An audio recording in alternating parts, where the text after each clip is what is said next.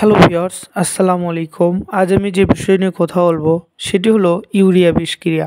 এটি গবাদি পশুর জন্য একটি মারাত্মক ভয়াবহ আকার ধারণ করতে পারে। দুধ মাংস বৃদ্ধির জন্য ইউরিয়া মিশ্রিত খড় ইউএমএস ইউরিয়া মোলাসেস ব্লক মাত্রা অতিরিক্ত খাওয়ালে ধান হতে চাউল বের করার সময় চাল সাদা করার জন্য প্রচুর পরিমাণে ইউরিয়া মিশ্রিত করলে এ ধরনের মিলের ধানের কুড়া খেয়ে ইউরিয়ার বিষক্রিয়া হয়ে থাকে এবং অনেক প্রাণী মারা যায়। কি সংক্রামিত হওয়ায় যেভাবে 4 ভাগের বেশি ইউরিয়া মিশ্রিত খড় খাওয়ালে এটি সাধারণত নতুন খামারিরা ইউএমএস বানানোর সময় 4 ভাগের বেশি ইউরিয়া ব্যবহার করে থাকে। সেক্ষেত্রে প্রাণীর ইউরিয়া বিষক্রিয়া হতে পারে এবং এটির কারণে প্রাণী সামান্য কিছু সময়ের মধ্যেই মারা যেতে পারে। সরাসরি ইউরিয়া মিশ্রিত পানি খাওয়ালে যদি কেউ সরাসরি ইউরিয়া মিশ্রিত পানি খাওয়ায় সেক্ষেত্রে প্রাণী ইউরিয়া বিষক্রিয়া হতে পারে।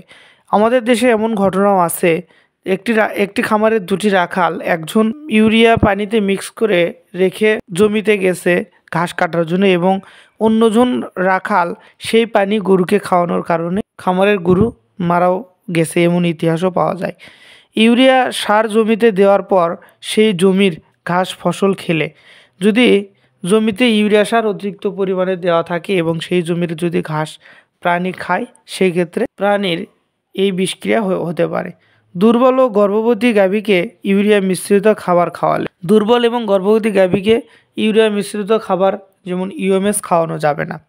এটি ইউএমএস খাওয়ানোর কিছু নিয়ম আছে, সেগুলো দেখলেই এই রোগ থেকে বেঁচে থাকা সম্ভব।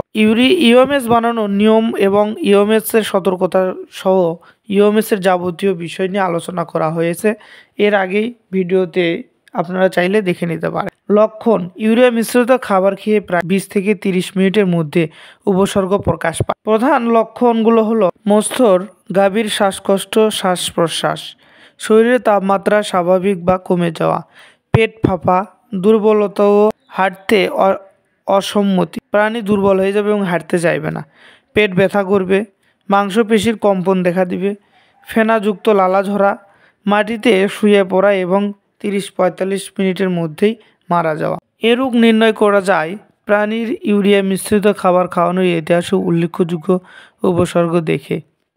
এ রোগের চিকিৎসা হলো 2 থেকে 4 লিটার ভিনেগার খাওয়াতে হবে এবং ইনজেকশন ডেক্সট্রো স্যালাইন কমপক্ষে 1000 থেকে 2000 মিলি গরু মহিষের জুগুলায় শিরায় দিয়ে দিতে হবে।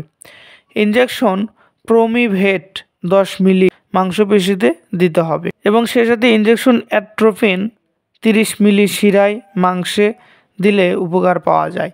ইনজেকশন ভিফ্লেক্স অথবা বি ভিটামিন যে কোনো একটি ইনজেকশন দেওয়া যেতে পারে 10 মিলি মাংসপেশিতে। প্রাণীকে ইউরিয়াযুক্ত খাবার একেবারেই দেওয়া যাবে না।